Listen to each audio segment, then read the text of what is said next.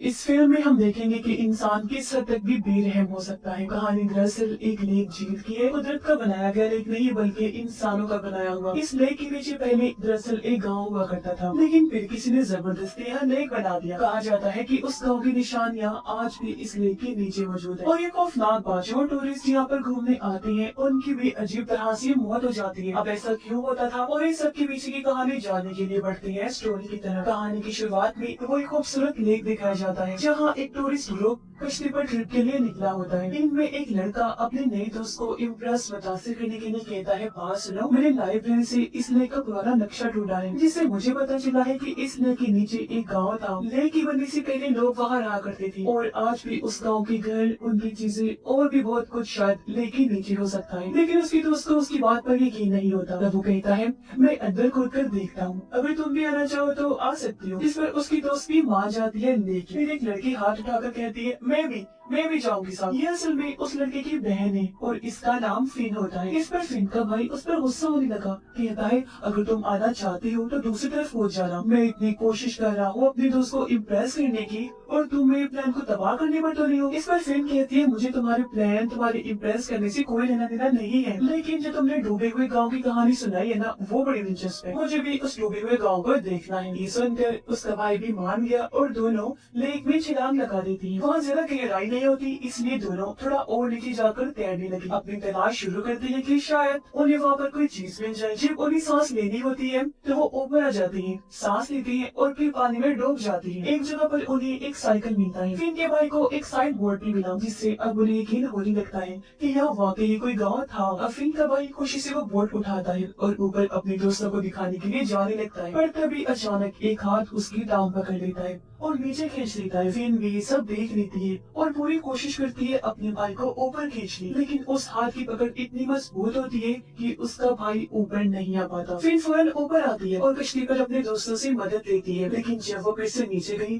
तो जैक की जान जा चुकी होती है। इससे फिन बहुत हैरान होती है कि ये क्या हुआ। उसे दुख भी होता है और फिर अचानक एक हाथ उसके भाई को खींचकर नीचे ले जाता है। इसके बाद हम 4 महीने के बाद का सीन देखते हैं। फिन को एक मेंटल हॉस्पिटल से घर लाया जाता है। असल में फिन ने देखा था कि एक हाथ उसके भाई को खींचकर ले जा रहा था, लेकिन कोई उसकी बात पर यकीन नहीं करता, ना ही उसकी मॉम और ना ही उसके डैड। सब ये सोचते हैं कि फिन को बहुत गहरा सदमा लगा है और वो इसलिए ऐसी बातें कर रही है। इसीलिए उसे इलाज के लिए मेंटल हॉस्पिटल भेजा गया था और अब उसे वापस घर लाया जाता है। फिन के डैड एक बड़े लॉ फिल्म को चलाती है, यानी कानून की तरफ से चलाया जाने वाला फिल्म ऑफिस, इसलिए हर वक्त अपने बिजनेस में वो मसरूफ रहती थी। दोनों अपने बेटे की मौत से बहुत दुखी होती है, लेकिन वो कोशिश कर रही थी कि वो इस दुख से निकल आए, पर ऐसा होना बहुत मुश्किल था। उधर फिन बहुत उदास होती है। वो अपनी भाई की तस्वीरें देखती है और अपनी मॉम से पूछती है कि क्या वो भी फिन की फ्यूनरल पर गई थी, कैसे किया उसका फ्यूनरल, उसे दफन वगैरह। उसकी मॉम जवाब देती है कि असल में तुम्हारे भाई की लाश नहीं मिली थी, इसलिए हमने उसकी पसंदीदा चीजें एक डब्बे में रख कर ही उसका फ्यूनरल कर दिया। जो चीजें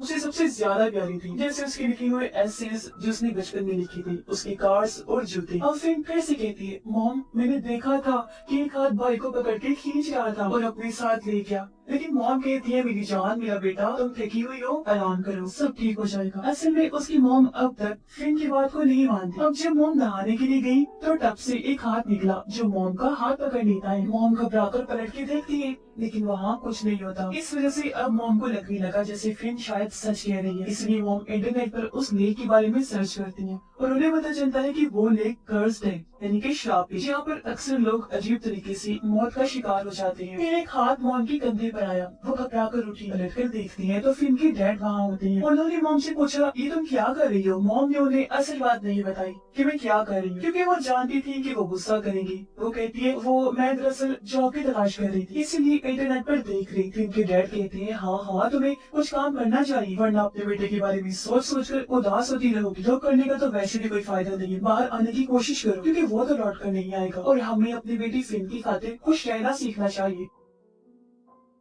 रात को फिन को उसी दिन के हादसे का सपना आया जब उसका भाई डूब रहा था। मॉम को भी पानी गिरने की आवाज आई। वो उठकर बाथरूम जाती है चेक करने, लेकिन वहाँ कुछ नहीं होता, नल तो बंद था। फिर वो किचन में गई तो देखती है कि वहाँ का नल खुला हुआ था। मॉम नल बंद करती है लेकिन वो बार बार खुल जाता है, पता नहीं कैसी, उन्हें समझ ही नहीं आ रही। अचानक स्विमिंग पूल से आवाज आती है। मॉम जाती है और देखती है कि पूल का पानी लीक हो रहा था। मॉम उसे बंद करती है लेकिन फिर से पानी लीक होने लगता है और एक आवाज सुनाई देती है, मॉम मुझे बचा लो। मॉम पलट कर देखती है तो उनका बेटा था जिसकी हालत बहुत खराब थी, वो सड़ चुका था। वो चीखकर कहता है, मॉम प्लीज मुझे बचा लो। ये देखकर उसकी मॉम की हालत खराब हो जाती है। अगली सुबह मॉम अपने हस्बैंड को सब कुछ बता देती है कि मेरे साथ क्या क्या हो रहा है, लेकिन वो कहती है कि तुमने कोई बुरा सपना देखा होगा, ऐसी कोई बात नहीं। लेकिन मॉम उन्हें समझाती है कि सपने तो तब आते हैं ना जब इंसान सोता है, लेकिन मैं तो जाग रही थी, मुझे पूरी तरह होश था। हमें किसी तरह अपने बेटे की लाश को ढूंढना होगा जब भी ठीक से उसका फ्यूनरल हो पाएगा, क्योंकि जब तक उसकी लाश नहीं मिलती उसकी आत्मा को सुकून नहीं मिलेगा। मेरा बेटा चीख रहा था, जानती हो तुम, कि मॉम मुझे बचा लो, लेकिन तुम समझते क्यों नहीं। डैड कहती है, हमने पूरा हफ्ता पुलिस के साथ मिलकर लेक में तलाश किया था ना, लेकिन उसकी लाश नहीं मिली हमें। मुझे तो लगता है तुम्हें भी फिल्म की तरह दिमागी मसला हो गया है। जो बात भी है तुम मत चली जाना अब लेक में खोज करने, मैं बता रहा हूँ, क्योंकि मैं बहुत मसरूफ हूँ, मुझे किसी मसले में नहीं पड़ना। जो कहकर वो ऑफिस के लिए निकल जाते हैं। अब फिन इन सब बातों को छुप कर सुन रही थी और मॉम से कहती है, मॉम हमें भाई की लाश को तलाश करने लेकर जाना चाहिए, मैं भी साथ चलूंगी आपके, और भाई की लाश को ढूंढने में मदद करूंगी, प्लीज मान जाइए ना। मॉम पहले मना करती है, कहती है कि तुम अभी अभी तो ठीक हुई हो, वापिस से उस लेक के पास जाओगी तो फिर से तुम्हारी तबीयत बिगड़ जाएगी। लेकिन फिर कहती है, मॉम मैं बिल्कुल ठीक हूँ, मुझे हर रात भाई का सपना आता है। जब तक हम उसकी लाश को ढूंढकर उसका फ्यूनरल नहीं कर देती, ना मैं ठीक हो सकती हूँ और ना ही कोई हालात। इसलिए बता रही हूँ, मान ले मेरी बात। और मैं उस जगह के बारे में जानती हूँ जहाँ भाई डूबा था, मुझे उम्मीद है उसकी लाश वहाँ से जरूर मिल जाएगी। इस पर मॉम आखिरकार राजी हो जाती है और दोनों लेक की तरफ चल पड़ती हैं। उस जगह इनका घर भी था। वहाँ पहुंचकर मॉम को वो टाइम याद आता है जो उन्होंने यहाँ अपनी फैमिली के साथ गुजारा था। वो दोनों एक कश्ती में बैठकर झील के उस हिस्से में जाते हैं जहाँ से दोनों बहन भाई ने छलांग लगाई। इन बताती है कि हम यहाँ से बिल्कुल यहाँ से लेक में कूदे थे, फिर कुछ फासले तक स्विम किया,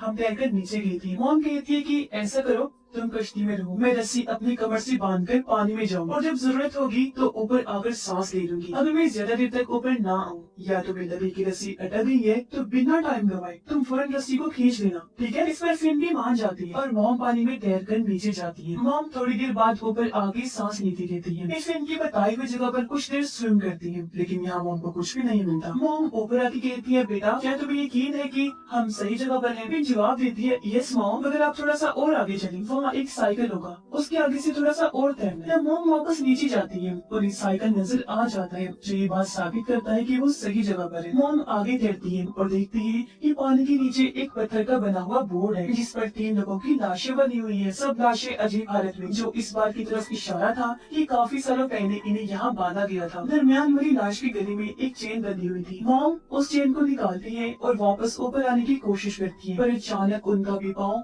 एक हाथ ने पकड़ लिया था और बिल्कुल इनके बेटे की ही तरह मॉम के पाँव को भी खींचने लगता है। मॉम डर की रस्सी खींचती है जिससे फिर समझ आती है कि मॉम मुसीबत में है। वो जोर से रस्सी खींचती है जिससे हाथ ने मॉम को छोड़ दिया और उनकी जान बच जाती है, लेकिन साथ ही उनके बेटे की लाश भी ऊपर आ जाती है। मॉम काफी हैरान रह जाती है, मगर उसका चेहरा पानी में इतने अरसे तक रहने की वजह से अजीब और डरावना लग रहा था। मॉम दर्द में डूबी हुई थी, लेकिन कुछ सुकून भी था कि उनका बेटा आखिरकार मिल ही गया। अब पुलिस और एम्बुलेंस बुलाई जाती है। पुलिस ऑफिसर हैरान थे। वो इनकी मॉम से कहती है कि हम पूरा हफ्ता तलाश करते रहे और आपने एक दिन में ही अपने बेटे की लाश को ढूंढ लिया। मॉम बताती है कि एक और अजीब बात मैंने देखी जो मैं आपको बताना चाहती हूँ। लेक के नीचे पत्थर की ब्लॉक के साथ 3 लाशें भी बंधी हुई देखी मैंने। एक लाश के गले में ये चेन थी जो कहकर उन्होंने शेरिफ को वो चेन दे दी।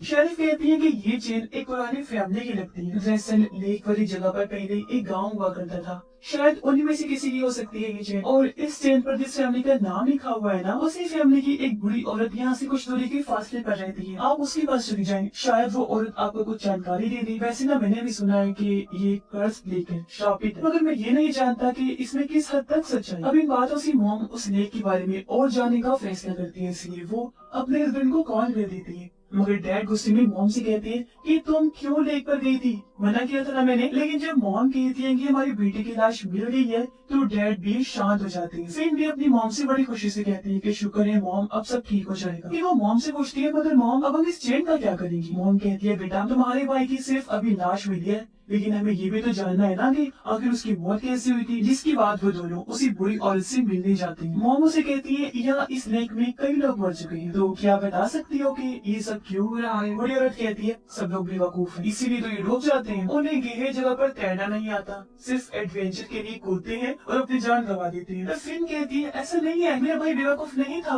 वो बहुत अच्छा स्विमर था और मैं भी उसके साथ गई थी। जब हम नीचे थे मैंने देखा कि एक हाथ उसकी टांग को पकड़कर खींच रहा था, इस वजह से उसकी जान गई। सिर्फ यही नहीं, मैंने वहाँ 3 लाशें देखी जो एक पत्थर के ब्लॉक के साथ बनी हुई थी। ऐसा लग रहा था जैसे उन्हें जानबूझकर पानी में डुबोकर मारा गया है। अब मॉम बूढ़ी औरत को वो चेन दिखाती है जो उसने लाश के गले से निकाली थी। बूढ़ी औरत चेन देखकर समझ जाती है और कहती है कि ये चेन मेरे दादा की थी, यानी कि वो आदमी बूढ़ी औरत के दादा थे। वो कहती है कि हम उसी गाँव में रहते थे जिसके ऊपर ये लेक बनाया हुआ है, मुझे याद है, और हमारा पूरा खानदान वहाँ बहुत खुश था। लेकिन फिर एक बड़ा बिजनेसमैन जो बहुत अमीर था वहाँ आया, जो एक डैम बांध बनाकर पानी इकट्ठा करके ये लेक बनाना चाहता था। लोग कहते थे कि अगर ये डैम बन गया तो उसको बहुत पैसा और शोहरत मिलेगी, इसलिए उसने गाँव वालों को जबरदस्ती वहाँ से निकलने पर मजबूर कर दिया। लोगों को जब कोई रास्ता नजर नहीं आया तो उन्होंने अपना गाँव छोड़ना शुरू कर दिया। हमारी घरें, हमारी जमीनें, हमारे बुजुर्ग लोगों की कब्रें, सब कुछ वही था। लेकिन उस आदमी ने किसी चीज की परवाह नहीं की, जबरदस्ती मारपीट करके वो हमें जाने को कह रहा था। जो लोग उसके खिलाफ उठे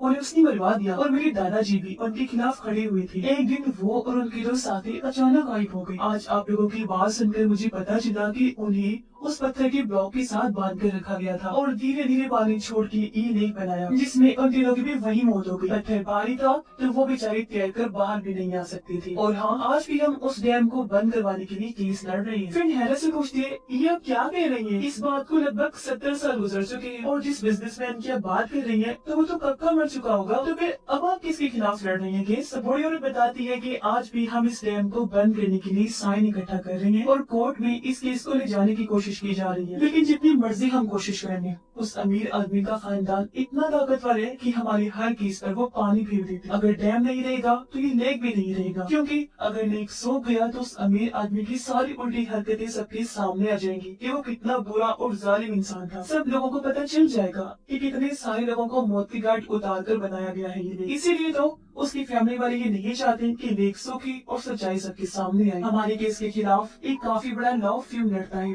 जिनका चाह कर भी हम मुकाबला नहीं कर सकते। और अब जब वो लॉ फर्म का नाम बताती है तो फिन और उसकी मम दोनों एकदम हैरान और परेशान हो जाती हैं, क्योंकि वो लॉ फर्म फिन के डैड का था। जिसके बाद दोनों अपने लेक के पास वाले घर में आ जाती है और तभी वहाँ फिन की डैड भी आ गई। कहती है कि कहाँ थी तुम दोनों, इतना ढूंढा मैंने तुम्हें, वैसे तुम दोनों इतने बौखलाए हुए लग रहे हो, परेशान हो, क्या बात है? इनकी मम डायरेक्ट कह रही थी तुम्हारी लॉ फर्म क्यों इस डैम का साथ दे रही है, क्यों उस डैम को बंद करवाने के खिलाफ तुम लोग लड़ रही हो। इनके डैड कहते हैं कि मैं ज्यादा कुछ तो नहीं जानता, मगर हम नहीं चाहते कि वो लेक सूखे, वो लेक बहुत जरूरी है। मम गुस्से में कहती है आखिर ऐसी क्या जरूरत आन पड़ी है आपको लेक की? वो लेक, डैड कहती है देखो बात को समझो, वो लेक इसलिए बनाया गया था ताकि शहर में बाढ़ ना आ जाए, और जब हद से ज्यादा बारिश होगी तो सारा पानी तो लेक में बह जाएगा और शहर के अंदर बाढ़ नहीं आएगी। साथ ही लोग वहाँ पर घूमने भी आते हैं, सबको वो लेक बहुत प्यारा लगता है। ये सारी बातें सुनकर मोम बस इतना ही कहती है कि ये सब बहाने हैं, बहाने। तुम अभी अपना केस वापस ले लो, जो तुम लड़ रहे हो ना उस केस के खिलाफ, तुम्हें इस डैम को बंद करने की कोशिश करनी चाहिए, क्योंकि जब डैम नहीं रहेगा तो लेक भी खत्म हो जाएगा। तुम जानते हो कि कितने लोगों को मौत की घाट उतारा गया था जिसके बाद वो लेक बना था। तुम्हें अंदाजा नहीं उस अमीर आदमी ने कितने लोगों को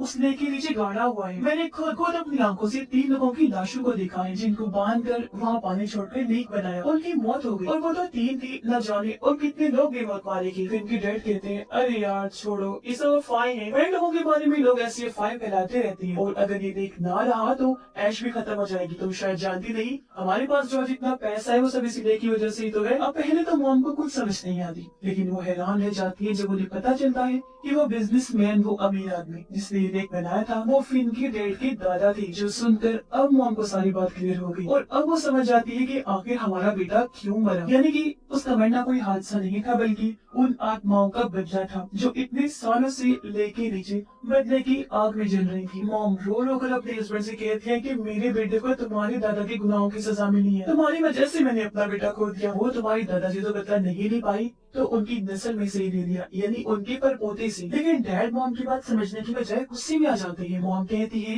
कि तुम्हारे खानदान के गुनाहों की वजह से वो आत्माएं अब इस झील में कैद है, जिससे वो लोग श्रापित हो गया है। ये आत्माएं टूरिस्ट से बदला ले रही है और उन्हें डुबोकर मार देती है। तभी अचानक बाहर से आवाज आती है और फिन को महसूस होता है कि कुछ बुरा होने वाला है। अचानक लाइट चली जाती है। लाइट फोन करने जाती है, लाइन भी नहीं जल रही होती। जब वो लेक के पास देखती है तो आत्माएं लेक से निकलकर बाहर आ रही होती है और वो इनके घर की तरफ ही बढ़ रही थी। मॉम और फिन ये सब देखकर काफी डर जाती है। डैड को भी अब सब कुछ समझ आ जाता है कि ओ माय गॉड, इसका मतलब है कि रोज सच कह रही थी और वो भी काफी डर गई। आत्माएं घर को चारों तरफ से घेर लेती है। फिन के डैड कोशिश करते हैं उन्हें रोकने की, उनसे लड़ने की, कोई फायदा नहीं होता। अब आत्माएं फिन और उसकी मॉम को तो कुछ नहीं कहती, लेकिन उसके डैड को उठाकर लेक की तरफ ले जाने लगी। फिन और मॉम चीखती रही, लेकिन कोई फायदा नहीं होता। डैड को आत्माएं लेक में घसीट कर डबो देती है और उनकी जान चली जाती है। यानी कि आज उनका एक और बदला पूरा हो गया। फिर रोती है कि अब हम क्या करेंगे। मॉम कहती है कि हमें अब इन गुनाहों को धोना होगा, क्योंकि जाने अनजाने में हमारा ताल्लुक इस जालिम फैमिली से जुड़ चुका है। अब हमें ये केस कोर्ट में ले जाना होगा और उन गाँव वालों की आत्माओं को इंसाफ दिलाना होगा। फिर कहती है लेकिन मॉम, हम चाहे जितनी मर्जी कोशिश कर लें,